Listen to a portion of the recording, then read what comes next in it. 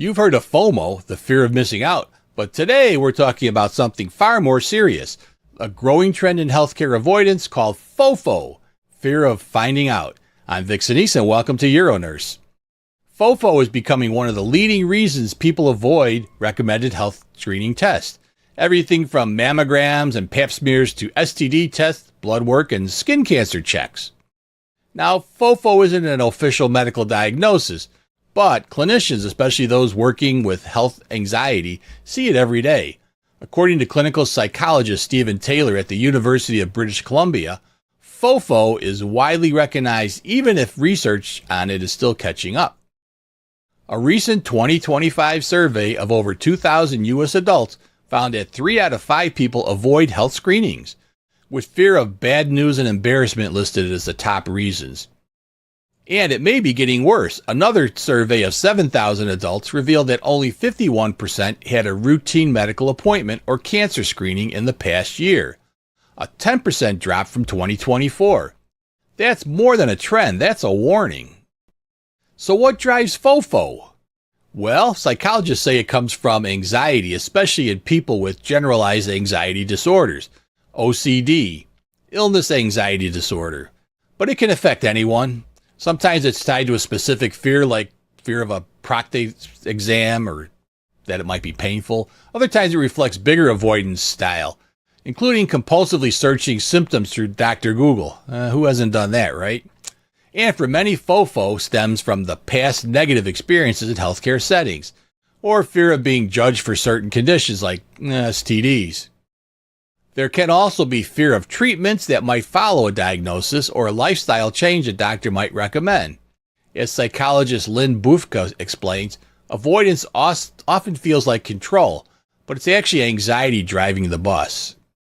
Another major trigger, the waiting period between taking a test and getting those results. As Dr. Jonathan Abramowitz notes, few things fuel anxiety more than waiting 2 weeks for results. Especially nowadays, that's almost unheard of. So how do we break the FOFO cycle? It starts with simple comparisons. What are the pros and cons of getting the test versus avoiding it? Sure, avoiding the test might reduce anxiety today, but in the long run, the benefits of knowing almost always outweigh the fear of finding out. Knowledge is not punishment, it's power. It's a song out there like knowledge is power, something like that. Psychologists suggest avoiding yourself. No, psychologists suggest asking yourself, what happens if I keep avoiding this? Is this worth the risk?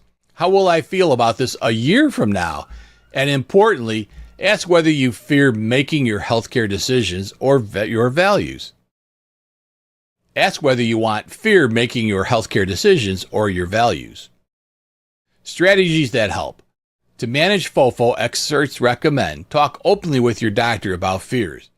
Create a plan for the next steps before you take the test.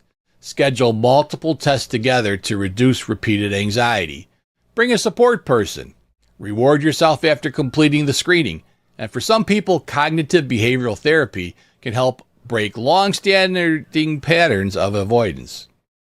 At the end of the day, screening and routine checkups are not punishments. They're acts of self-care and self-respect. As Abramowitz puts it, you're either relieved or you know what you're dealing with. And the anticipation is almost always worse than the outcome. So if FOFO has been holding you back, maybe today's the day you take that step forward. Hey, tomorrow on UroNurse, micro-hole zone technology is changing the game in catheter performance, patient comfort, and clinical outcomes. Join me and my special guest, Jessica Kenny, marketing specialist at Coloplast, as she breaks down the newest innovations in micro-hole zone design and why these updates matter now more than ever. She'll also unpack the latest IC coding. It's important, there's been some big updates, what they mean for clinicians and reimbursement teams, and how these changes will impact patient care moving forward. A fast-focused, must-watch episode for everyone working in urology and medical device care. Tune in tomorrow on UroNurse.com for that. I'm Vic Senese. Thanks for watching UroNurse News. Don't forget to like and subscribe, and see you for more stories next week. Updates on clinics, tips that are new, stories stories of nurses and breakthroughs too. From patient care insights to research reviews, UroNurse News, we bring the clues.